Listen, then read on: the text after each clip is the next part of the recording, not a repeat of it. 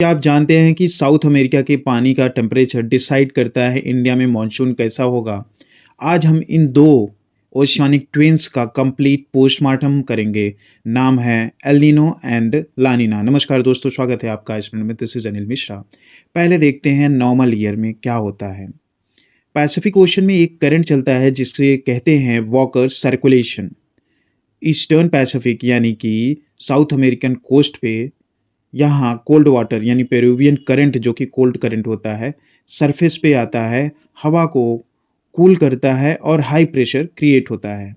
Western Pacific यानी कि Indonesia और ऑस्ट्रेलिया में क्या होता है, यहाँ गर्म पानी इकट्ठा हो जाता है, हवा गर्म होकर ऊपर उठती है और लो प्रेशर बन जाता है। इस लो प्रेशर के कारण एशिया की तरफ हैवी रेनफॉल होती है और इस लो प्रेशर की पुल यानी खिंचाव जो होता है की वजह से हमारा इंडियन मानसून स्ट्रांग बनता है और ये डिफ़ॉल्ट सेटिंग है। ये मतलब नॉर्मल ईयर में ऐसा होता है। अब बात करते हैं एल नीनो जो कि विलन है एक, यानी कि वार्म फेज भी इसे कहते हैं। और एल नीनो को जो है स्पेनिश वर्ड है ये, और इसे कहते हैं द लिटिल बॉय या क्राइस्ट चाइल्ड, क्योंकि ये क्रिसमस के आसपास डेवलप होता है।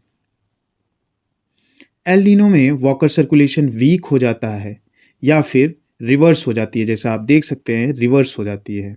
कहने का मतलब पेरू के कोस्ट पर जो कोल्ड वाटर था, पेरुवियन करंट जो कोल्ड करंट है, वो एब नॉर्मली वार्म हो जाता है।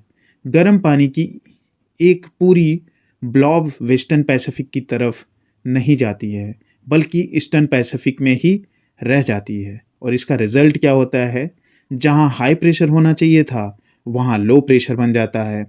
यानी कि ऑस्ट्रेलिया में क्या बनता है, हाई प्रेशर या लो प्रेशर, तो वहाँ हाई प्रेशर बन जाता है। जब लो प्रेशर ईस्टर्न पैसिफिक में शिफ्ट हो जाता है तो वो हमारे इंडियन मॉनसून की लो प्रेशर बेल्ट से मॉइस्चर छीन लेता है। इसका रिजल्ट क्या होता है, वीक मॉनसून बनती है, ड्रॉट लाइक कंडीशन हो जाता है, एग्रीकल्चरल लॉस हो जाता है। और इस साल अगर एल नीनो होता है तो इंडिया की जीडीपी ग्रोथ और फूड सिक्योरिटी के लिए ये मेजर रिस्क बन जाता है। अब बात करते हैं La Nina, the hero, the cold phase, जिसे स्पेनिश में मतलब है जिसका द लिटिल गर्ल। ये अक्सर हमारे लिए गुड न्यूज़ लाती है। ओके, ला नीना वॉकर सर्कुलेशन को सुपर चार्ज कर देती है, यानी इंटेंसिफाई हो जाता है ये। इसके टाइम में होता क्या है, पेरू कोस्ट पर कोल्ड वाटर यानी कोल्ड करंट जो है पेरुवियन करंट, वो और ज़्यादा कोल्ड हो जाता है और जिसे हम कहते हैं सुपर कोल्ड वाटर या हाइपर कोल्ड वाटर। इसका रिजल्ट क्या होता है, ईस्टर्न पैसिफिक में बहुत ज़्यादा हाई प्रेशर क्रिएट हो जाता है और वेस्टर्न यानी कि ऑस्ट्रेलिया एंड इंडोनेशिया के साइड में बहुत ज़्यादा स्ट्रॉन्ग लो प्रेशर डेवलप हो जाता है।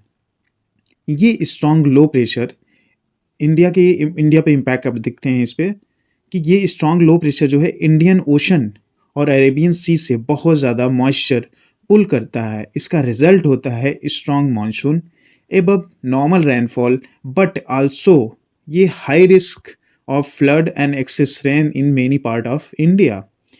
तो आपको ये पॉइंट ज़रूर लिखना है कि La Nina often being higher kharif crop yield but also increase disaster risk, ये ध्यान में रखना है आपको।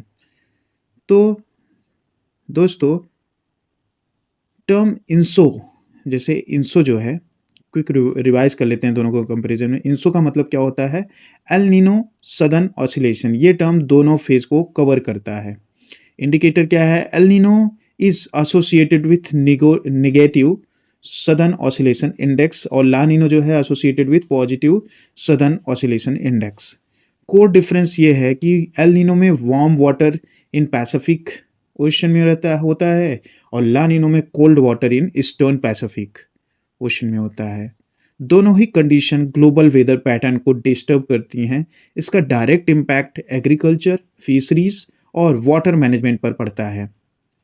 तो दोस्तों, ये थी वॉकर सर्कुलेशन की ओशियानिक गेम जो डिसाइड करती है कि हमारा मॉनसून कैसा होगा। आपको क्या लगता है, इंडिया की गवर्नमेंट को एल नीनो के इम्पैक्ट को कम करने के लिए क्या करना चाहिए? अपने सुझाव ज़रूर कमेंट में लिखें। अगर आपको वीडियो हेल्पफुल लगा हो तो लाइक शेयर सब्सक्राइब ज़रूर करें। मिलते हैं नेक्स्ट वीडियो में। जय हिंद।